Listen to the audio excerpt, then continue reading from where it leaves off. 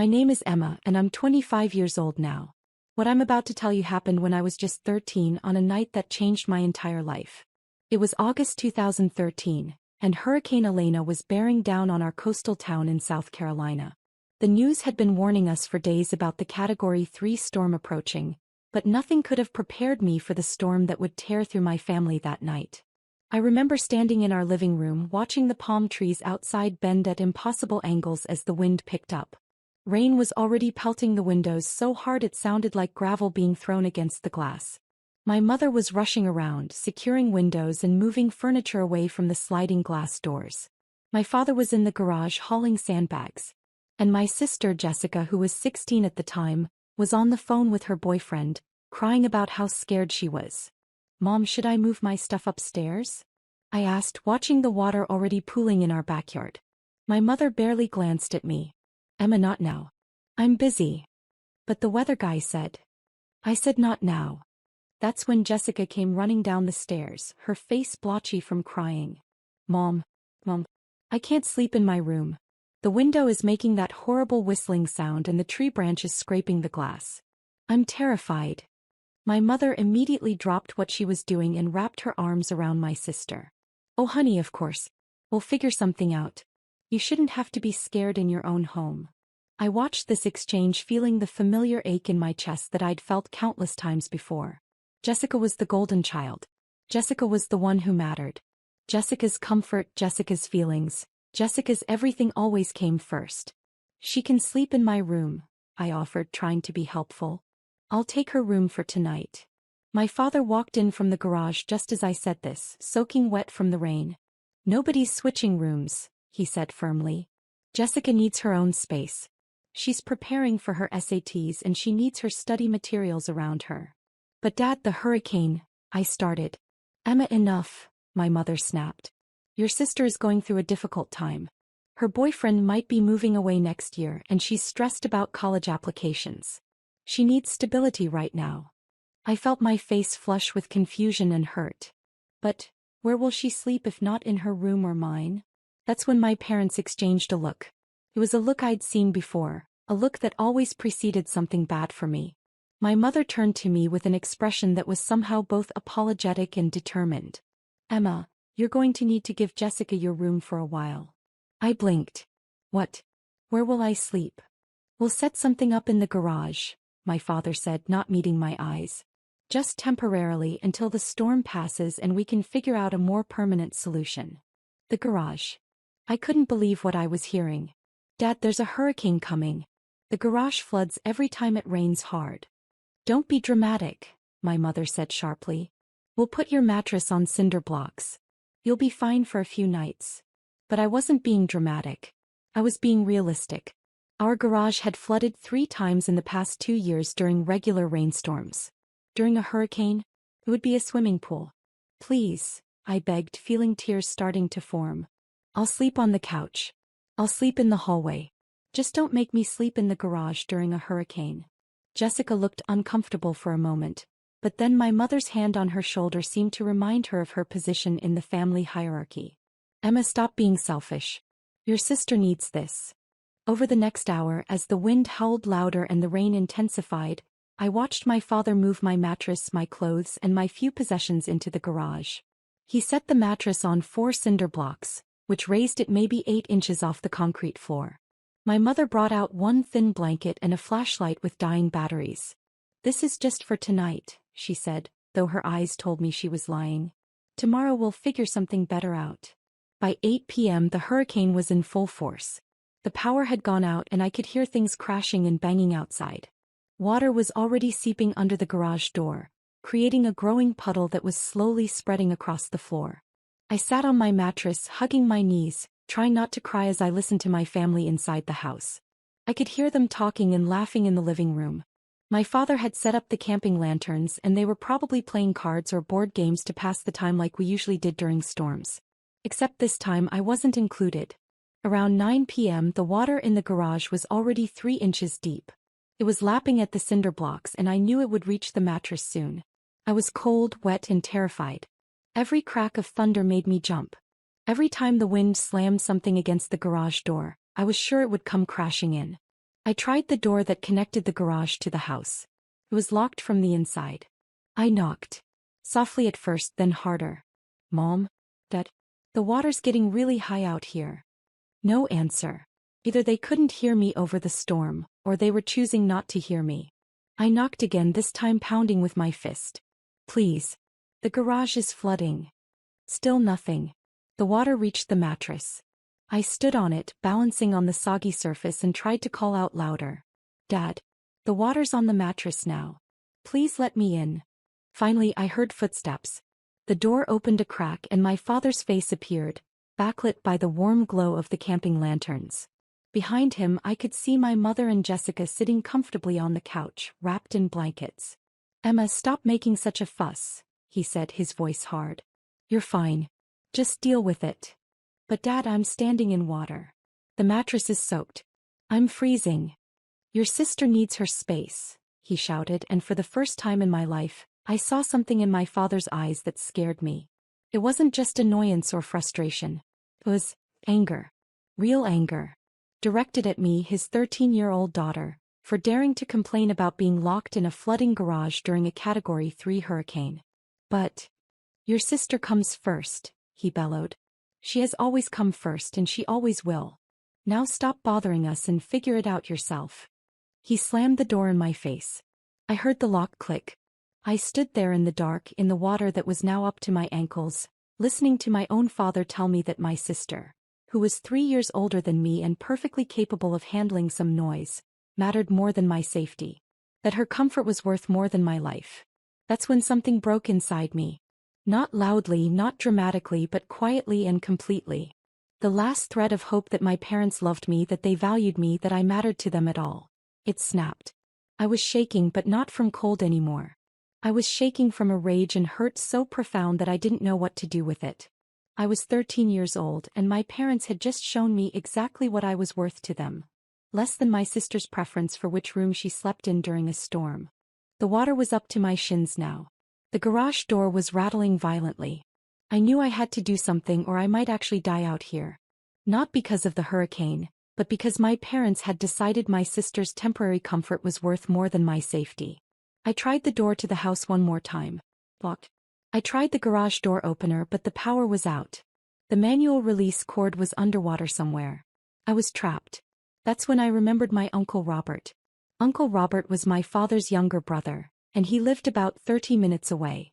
He and my father had some kind of falling out years ago. I never knew the details, but they barely spoke.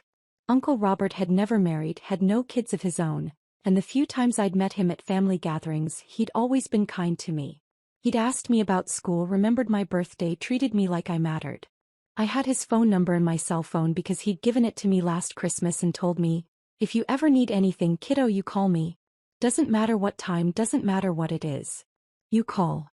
With shaking hands, I pulled my phone out of my pocket. By some miracle, it still had battery. By another miracle, I still had 1 bar of signal. I called Uncle Robert. He answered on the second ring.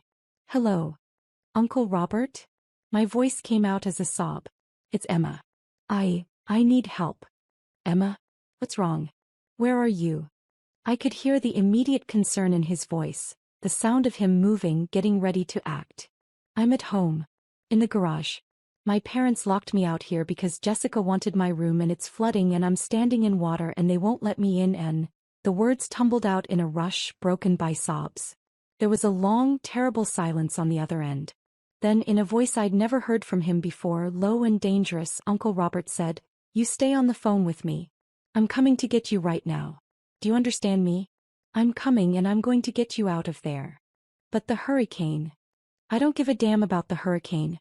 You're a child and you're in danger. I'm leaving right now. True to his word, I heard a door slam on his end, heard an engine start. Emma, honey, keep talking to me. Tell me exactly where you are in the garage.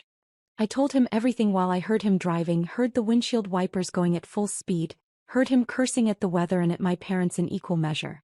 He kept me talking, kept me calm, kept me focused on his voice instead of the rising water and the howling wind. I'm about 10 minutes out, he said. The roads are bad, but I'm coming. You hold on, sweetheart. When I finally heard the sound of his truck pulling into our driveway, I wanted to cry with relief. I heard him get out, heard him pounding on the front door of the house. I could hear his voice, muffled but angry, shouting at someone.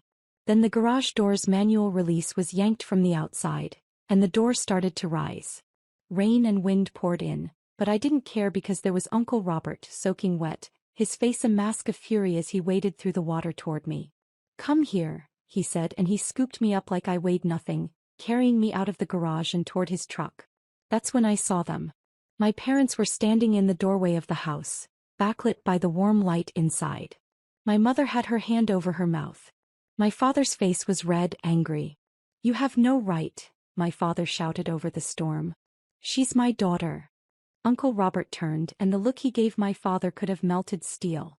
"She's a child. Your child. And you locked her in a flooding garage during a hurricane." He was shaking with rage, still holding me against his chest. "What is wrong with you?" "She was fine. She was being dramatic," my mother called out, but even she looked uncertain now. "She's standing in a foot of water, Jennifer. She's been out here for hours." She called me terrified because her own parents wouldn't let her in the house.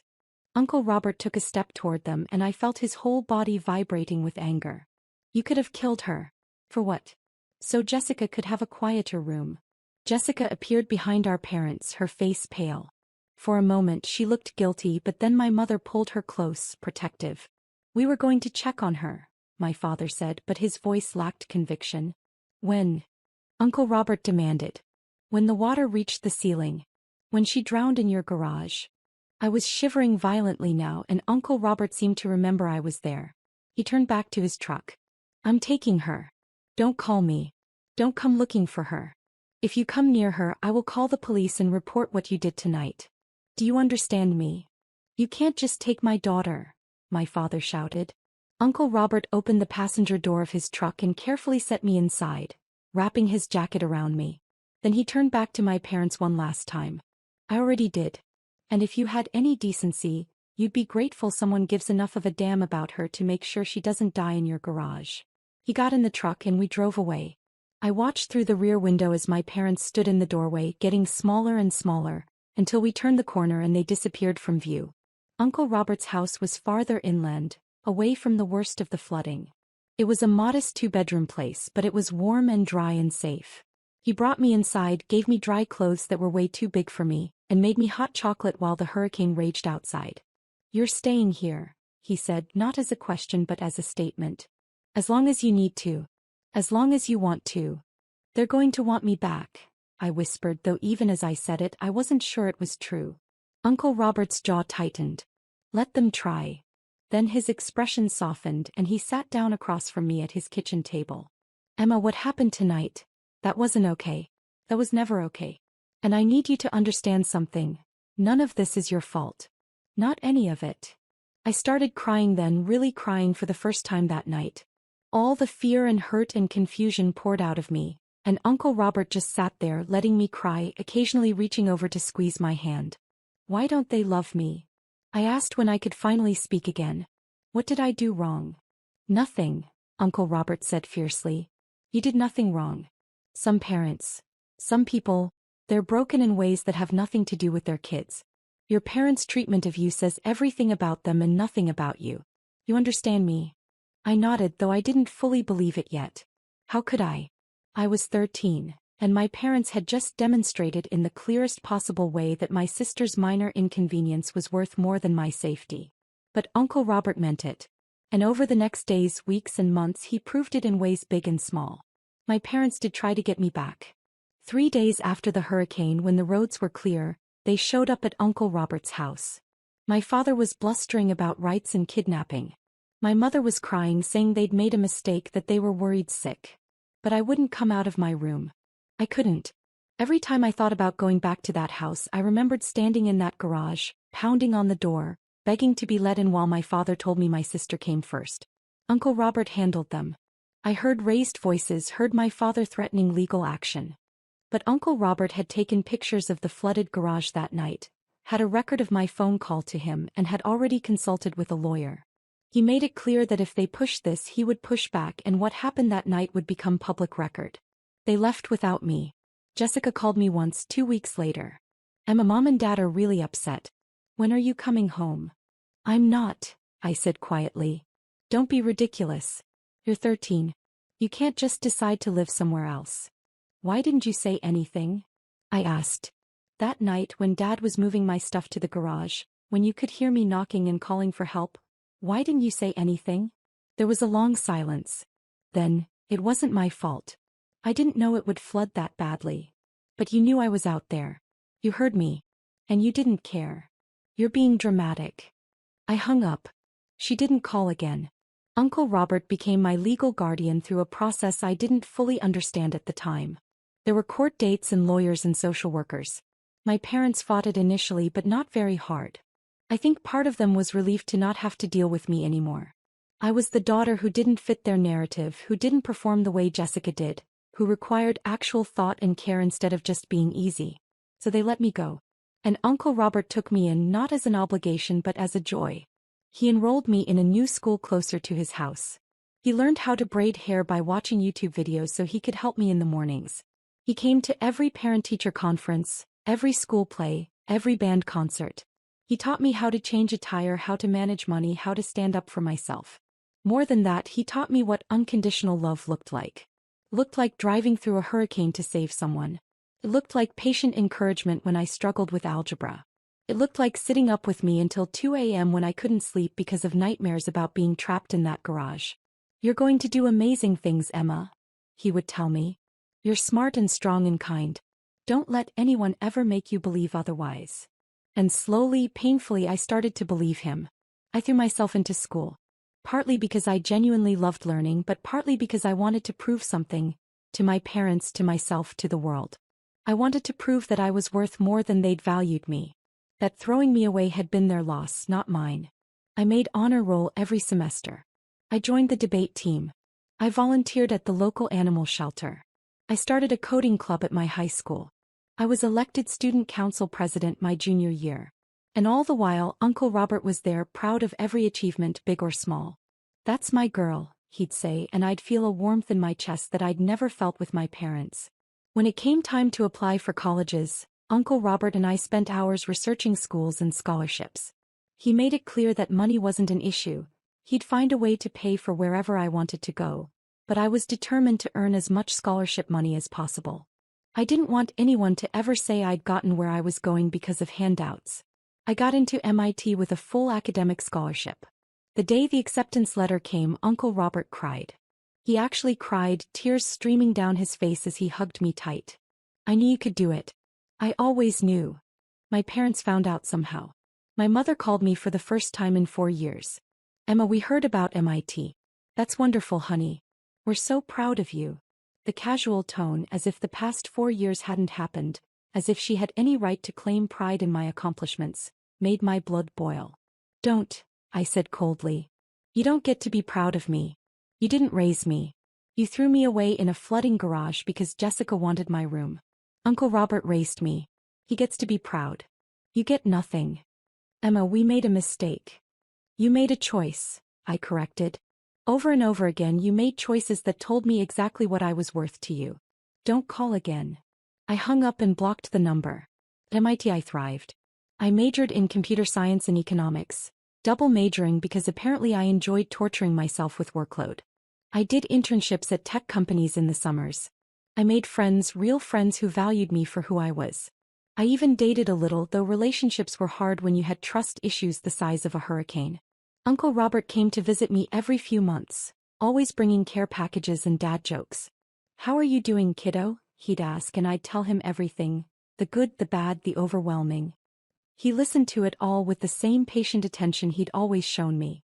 I'm proud of you, you know, he said during one visit my sophomore year. Not just because of your grades or your internships. I'm proud of the person you've become. You're kind despite everything that happened to you. You're strong without being hard. You turned pain into purpose. I learned from the best, I told him, and I meant it. During my senior year, Uncle Robert's health started declining. He'd always been healthy, active, but he started having trouble breathing. Tests revealed advanced lung cancer. He'd been a smoker in his younger years and now it was catching up with him. I wanted to leave school to come home and take care of him. But he refused. You have 1 semester left. You finish. I'll still be here when you graduate. He was but barely. I could see how much weight he'd lost, how hard it was for him to breathe. But he came to my graduation, oxygen tank and all, and he cheered louder than anyone when my name was called. "MIT graduate," he said afterward, holding both my hands in his thin ones. "Emma Chin, MIT graduate. Damn, I'm lucky I got to see this." "Uncle Robert. I need to tell you something," he interrupted, his voice serious. "I've been updating my will. When I'm gone, everything goes to you. The house, my savings, my investments. All of it." "I don't want to talk about this," I said, tears already forming. "We have to," he insisted gently. "Emma, I want you to know that you gave my life meaning. Before you, I was just going through the motions. But raising you, watching you grow, being part of your life, that was the best thing I ever did. You made me matter." "You always mattered," I choked out. "So did you," he said. "I just wish your parents had been smart enough to see it." He died 3 months later, peacefully in his sleep. I was there holding his hand, telling him about my new job offer from a tech company in Boston. I think he heard me. I hope he did. The funeral was small, just me, a few of his friends, and some distant relatives I barely knew. I stood at the front, delivering the eulogy, talking about the man who had saved my life in every way a person could be saved. And that's when they showed up. My parents. And Jessica. They slipped into the back row during my speech and I saw them. My mother, older now, her hair grayer. My father, still stern-faced. Jessica, now 28, dressed in expensive clothes that screamed success. I faltered for a moment, my voice catching. But then I remembered everything Uncle Robert had taught me about strength and self-worth, and I finished the eulogy without acknowledging their presence. After the service, they approached me at the reception. My mother tried to hug me, but I stepped back. "Emma," she said, her eyes wet with tears. "We're so sorry for your loss. Robert was a good man." "He was the best man," I corrected. "He was the only parent I ever had that mattered." My father's face reddened. "That's not fair. We tried. You locked me in a flooding garage during a hurricane," I said flatly, my voice low enough that only they could hear. "Because Jessica wanted my room. You told me she came first. You chose her comfort over my safety, over my life. So no, you didn't try. You gave up. You threw me away. And Uncle Robert picked me up." "We made a mistake," my mother whispered. "We know that now. We've regretted it every day since." "Good," I said simply. "You should." Jessica stepped forward, her expression a mix of guilt and defensiveness. "Emma, it's been 12 years. Don't you think it's time to move past this? Family should forgive family." I looked at her, this woman who used to be my sister, who I'd once looked up to despite everything. "You knew I was out there that night. You heard me knocking. You heard me crying. And you did nothing because it benefited you. That's who you are, Jessica. That's who you've always been. And I don't forgive people who would let me drown for their own convenience. That's not fair. Life isn't fair," I cut her off. "I learned that when I was 13, standing in water in a garage, begging my own father to let me in while he told me you came first. Now, if you'll excuse me, I have actual mourners to thank for coming." I walked away from them and it felt good. It felt like closing a door that should have been closed years ago. A week later, I attended the official reading of Uncle Robert's will. His lawyer, Mr. Patterson, had scheduled it at his office downtown. I arrived early, dressed professionally, still numb from the loss. I was not expecting my parents and Jessica to be there, sitting in the waiting room. "What are you doing here?" I asked, unable to keep the hostility out of my voice. My mother looked uncomfortable. "Mr. Patterson invited us.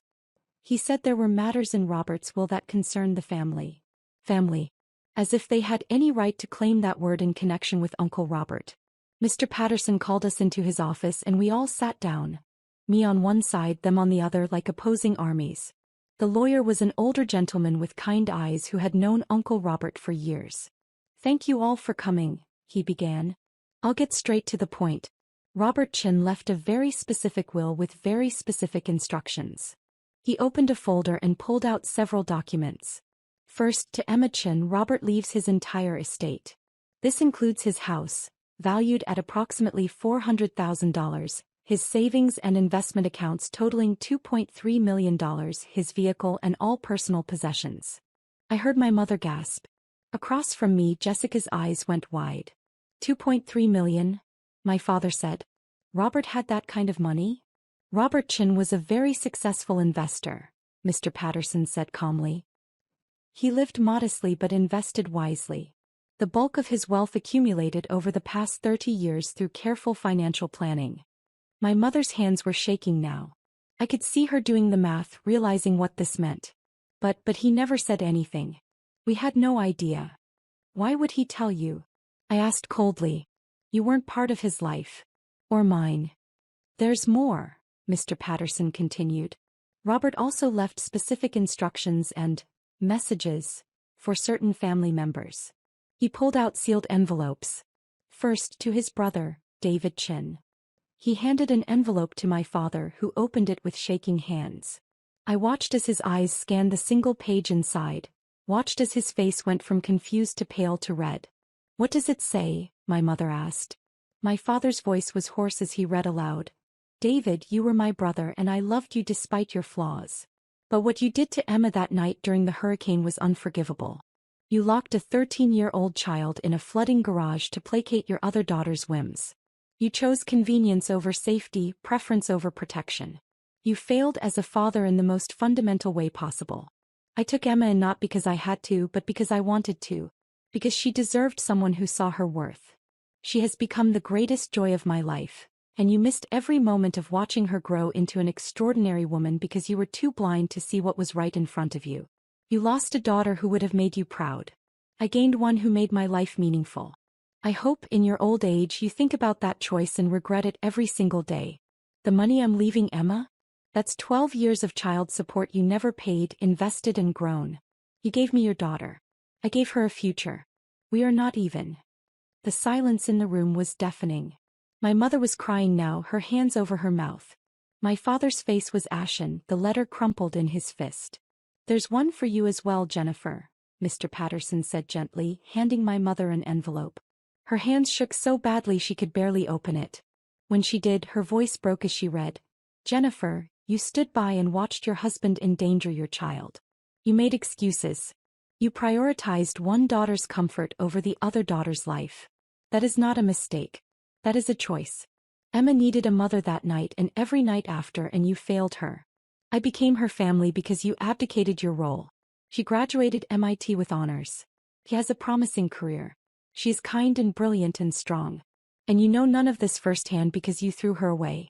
Live with that. Jessica had gone very pale. Is there one for me? Mr. Patterson nodded and handed her an envelope. She read it silently, but I saw tears streaming down her face. When she finished, she looked at me with an expression of such guilt and sorrow that I almost felt sorry for her. Almost. What did it say? I asked, my voice hard. She swallowed hard. It says, Jessica, your sister was locked out in a hurricane so you could have her room. You heard her crying for help and did nothing. You benefited from her removal and never questioned it. You got the parents' attention, the resources, the support that should have been shared. You built your success on the foundation of Emma's exclusion. I hope you understand that every achievement you celebrate, Emma earned twice over with half the support. She is twice the person you are with half the advantages you had. That is who your sister is. And you will never know her because you never deserved her. The room was silent except for my mother's quiet sobbing. Mr. Patterson cleared his throat. Robert also left a final message for Emma, to be read aloud in front of everyone present. He handed me an envelope with my name on it in Uncle Robert's handwriting. My hands were steady as I opened it, my eyes filling with tears as I saw his familiar scrawl one last time. My dearest Emma, I read aloud, my voice thick with emotion. If you're reading this, I'm gone, and I hope you know that my last thoughts were of you and how grateful I was for every day we had together. You were not just my ward or my responsibility. You were my daughter in every way that mattered. I never had children of my own, but I got to raise you, and that was the greatest privilege of my life. I paused, wiping my eyes, aware of my parents watching me. I'm leaving you everything because you deserve it, but also because I want you to understand your worth. You are worth $2.3 million. You are worth a house and a future and security. But more than that, you are worth love and care and protection. All the things you should have received from your birth family and didn't. Don't let anyone ever make you feel less than worthy again. Not your parents, not your sister, not anyone. My voice broke, but I forced myself to continue. To your parents, I say this in front of you. Emma is the best thing you ever created and you threw her away for nothing. You traded a daughter who would have loved you unconditionally for the convenience of not having to tell your other daughter no. That is your loss, not hers. He doesn't need you. She never did after that night. But you need to know what you lost so that you live the rest of your lives with that knowledge. I looked up at my parents. My mother was openly weeping now. My father's eyes were wet, his jaw clenched. Jessica looked like she wanted to disappear. Finally, I continued, my voice stronger now. Emma, my darling girl, you are going to do incredible things with your life. You already have. This money is just a tool to help you do more. Buy a house. Start a company. Donate to causes you believe in. Live a big, full, beautiful life. And every time your parents see or hear about your success, they'll know that they had nothing to do with it. They'll know they were wrong about you. They'll know what they lost. That is its own kind of justice. I love you, kiddo. I always will. Make me proud, though you already have. Uncle Robert. I finished reading and carefully folded the letter, tucking it back into the envelope. When I looked up, I saw my mother staring at me with an expression of such profound regret that it would have been satisfying if it wasn't so pointless. Emma, she whispered. You what? I asked, my voice calm now, steady. You're sorry? You made a mistake? You wish you could go back? She nodded frantically. Yes. All of that. Emma, if we could just... No, I said simply. No second chances. No reconciliation. No family reunions. You made your choice 12 years ago and I've made mine now. You taught me that I'm worth less than Jessica's convenience. Uncle Robert taught me that I'm worth $2.3 million and a lifetime of unconditional love. I'm going with his assessment. But we're your parents, my father said, finding his voice. No, I corrected. You're the people who created me. Uncle Robert was my parent. He's the one who raised me, who sacrificed for me, who loved me. You're just strangers who share my DNA. That's not fair, Jessica said, her voice small. We were young. We didn't understand. You were 16, I interrupted. Old enough to know that locking someone out during a hurricane was dangerous.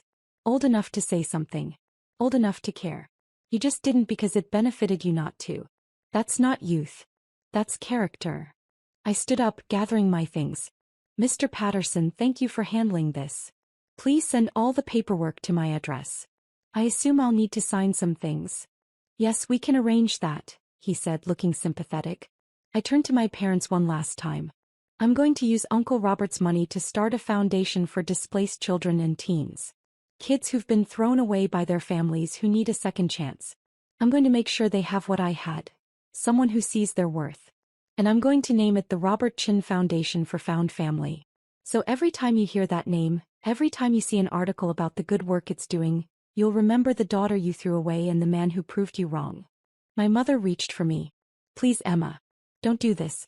We can fix this. There's nothing to fix, I said, stepping back. You broke something 12 years ago that can't be repaired. I'm not doing this to punish you. I'm doing this because you're not my family anymore. You haven't been for a very long time. I walked out of that office with my head high, leaving them sitting there with their regret and their guilt and their loss. And I never looked back. That was 3 months ago. Today I'm sitting in my new office. The one I bought with part of Uncle Robert's money, finalizing the paperwork for the Robert Chin Foundation. We've already helped 7 teenagers find safe homes and access to education. We've paid for 3 kids to go to college. We've provided therapy and support and, most importantly, the message that they matter. My parents have tried to contact me 47 times. Calls, emails, text messages, even a letter delivered through their lawyer. I've ignored all of it. Jessica has tried as well, sending long messages about how sorry she is, how much she regrets everything, how she wants to be sisters again. I delete them without reading past the first line. Some people might say I'm being cruel, that I should forgive them, that family is family. But those people weren't locked in a flooding garage at 13 years old while their father screamed that their sister came first. Those people didn't spend their entire childhood being told through actions, if not words, that they were less valuable, less loved, less worthy. I learned from Uncle Robert that family isn't about blood. It's about who shows up for you. It's about who drives through hurricanes to save you. It's about who sits with you through nightmares and celebrates your victories and loves you unconditionally. My parents weren't that. Uncle Robert was. And now with his money and his legacy, I'm going to make sure other kids know they're worth saving too.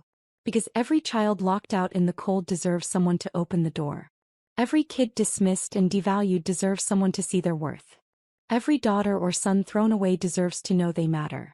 Uncle Robert taught me that. And now I'm going to spend the rest of my life teaching it to others. My name is Emma Chin. I'm 25 years old. I'm worth $2.3 million, but I learned from the best that my real worth has nothing to do with money. It has everything to do with the love I received from the man who became my real father. The one who proved that family is a choice, not an obligation. And I choose to honor his memory by being that person for someone else. That's the best revenge I could ever have. If you enjoyed this story, drop a comment and let me know where you're watching from. Your support means everything.